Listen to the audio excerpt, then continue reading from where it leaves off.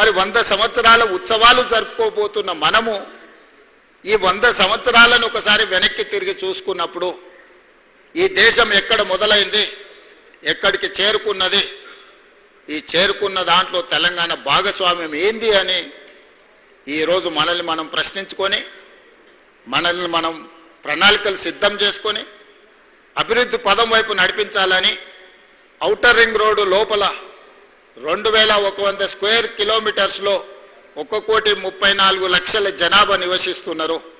ఈరోజు పరిశ్రమల వల్ల, నీటి కాలుష్యం వల్ల, వాహనాల కాలుష్యం వల్ల ఈరోజు నివసించడానికి కష్టమైన పరిస్థితులు ఈరోజు నగరంలో ఉన్నాయి. మీరందరూ చూసారు, ఢిల్లీలో ప్రధానమంత్రి, రాష్ట్రపతి, supreme court chief justice, Lok Sabha, Rajya Sabha, supreme court లాంటి దేశాన్ని నడిపించగలిగిన సంస్థలన్నీ అక్కడనే ఉన్నాయి. కానీ అక్కడ నివసించలేని పరిస్థితి ఈరోజు పొల్యూషన్ అక్కడ ఉన్నది. అక్కడున్న కాలుష్యం వల్ల పాఠశాలలకు సెలవులు ఉన్నాయి, పార్లమెంటుకు సెలవులు ఇస్తున్నారు, ప్రభుత్వ కార్యాలయాలు సెలవులు ఉన్నాయి, ప్రధానమంత్రులు, రాష్ట్రపతులు ఇతర రాష్ట్రాలపై నివసించే పరిస్థితి వచ్చింది. సరైన సమయంలో సరైన నిర్ణయం తీసుకోకపోవడం వల్ల దేశ రాజధాని ఢిల్లీలో నివసించలేని పరిస్థితులు ఈరోజు ఈ దేశంలో వచ్చినాయి. ఇది ఆందోళనకరమైన విషయం. నిన్న మొన్న మీరందరూ టీవీలలో చూస్తున్నారు, ఎల్లినోతోని మన దగ్గర వర్షాలు రావడం లేదు. ముంబైలో అధిక వర్షాలు వచ్చి రోజుల కొద్దీ ఇంట్లో నుంచి జనాలు బయటకు వెళ్ళలేని పరిస్థితి. వర్షం పడితే నీళ్ళు ఎక్కడికి వెళ్ళాలో తెలియని పరిస్థితి ముంబైలో ఉండి ఈరోజు ముంబై అతలాకుతలమవుతున్నది. బెంగళూరు లాంటి నగరాలు ట్రాఫిక్ జామ్ తోటి ఎప్పుడు ఇంట్లో నుంచి వెళ్తే ఎప్పుడు ఎయిర్పోర్ట్కి చేరుకుంటారో, ఎయిర్పోర్ట్ నుంచి బయలుదేరితే ఇంటికి ఎప్పుడు చేరుకుంటారో తెలియని పరిస్థితులు. చెన్నైలో కూడా అలాంటి పరిస్థితులే. మెట్రోపాలిటన్ సిటీస్లో ఈరోజు తీవ్రమైన సమస్యలను, సంక్షోభాన్ని ఎదుర్కొంటున్నాయి. ఈ నగరాల నుంచి పాఠం నేర్చుకోవాల్సిన బాధ్యత మన జంట నగరాలకు ఉంది.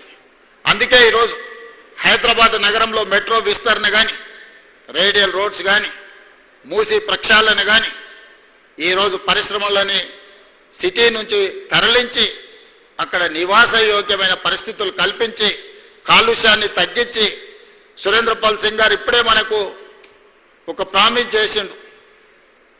పొల్యూషన్ కంట్రోల్ చేయడానికి 100 సోలార్ ఎనర్జీతో తయారు చేసిన ఆక్సిజన్ పంపింగ్ చేసే వ్యవస్థని ఈరోజు మనకు హైదరాబాద్ నగరానికి డొనేట్ చేస్తామంటారు. ఒక పక్కన ఇది సంతోషకరమైన విషయమే, కానీ ఆర్టిఫిషియల్ ఆక్సిజన్ని మనం తయారు చేసుకునే పరిస్థితి వచ్చింది అని అంటే మనం ఎక్కడున్నామో మనం ఆలోచన చేయాల్సిన అవసరం ఉంది. ఇది ఆందోళనకరమైన విషయం.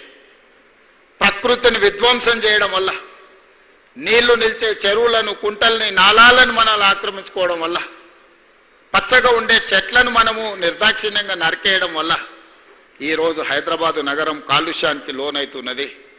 దీన్ని నియంత్రించాల్సిన బాధ్యత ప్రభుత్వాల మీద ఉన్నది. ప్రజల సహకారం అంతకంటే ఎక్కువ అవసరం ఉన్నది. అదే సమయంలో లక్షలాది మంది నిరుద్యోగ యువకులు తెలంగాణలో ఉన్నారు.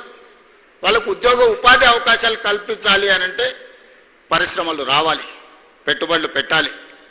పరిశ్రమలు రావాలి, పెట్టుబడులు పెట్టాలి అని అంటే వాటికి అవసరమైన మౌలిక వసతులను ఏర్పాటు చేయాల్సిన బాధ్యత ప్రభుత్వం మీద ఉన్నది. అందుకే సీతారాంపూర్ ప్రజలు ముందుకొచ్చి 1500-1600 ఎకరాల భూమి ఇవ్వబట్టి ఈరోజు ఈ పరిశ్రమలన్నీ ఇక్కడికి తేగలిగినము. ఇవాళ ఈ పరిశ్రమలు వచ్చినాయి. తప్పకుండా ఆ గ్రామ ప్రజల్ని రాష్ట్ర ప్రభుత్వం గుర్తిస్తుంది. తొందరలోనే ఆ గ్రామంలో ఉండే 1100 పైగా ఉండే కుటుంబాలకు ఇంటి పట్టాలు ఇవ్వడమే కాకుండా అక్కడ వాళ్ళకి వ్యాపారం చేసుకోవడానికి వ్యాపార కేంద్రాలను కూడా ఏర్పాటు చేయాల్సిందిగా కలెక్టర్, టీజీఐసీ అధికారులకు నేను ఆదేశాలు ఇస్తున్నాను.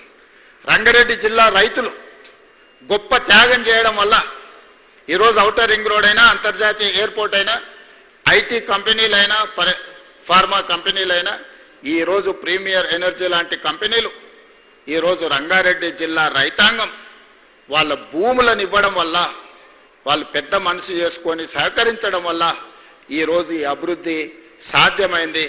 రంగారెడ్డి జిల్లా ప్రజలకు అవసరమైన మౌలిక వసతులను ఏర్పాటు చేయాల్సిన బాధ్యత ఈ రాష్ట్ర ప్రభుత్వం మీద ఉన్నది. మా యాదయ్య గారు చేవెళ్ళ నియోజకవర్గం నుంచి చాలా పెద్ద చిట్టానే చదివిండు. యాదయ్య గారు అడిగినా ఇవ్వాలంటే ఈ సంవత్సరం బడ్జెట్ ఆయనకు ఒక్కనికే ఇవ్వాల్సిన పరిస్థితి.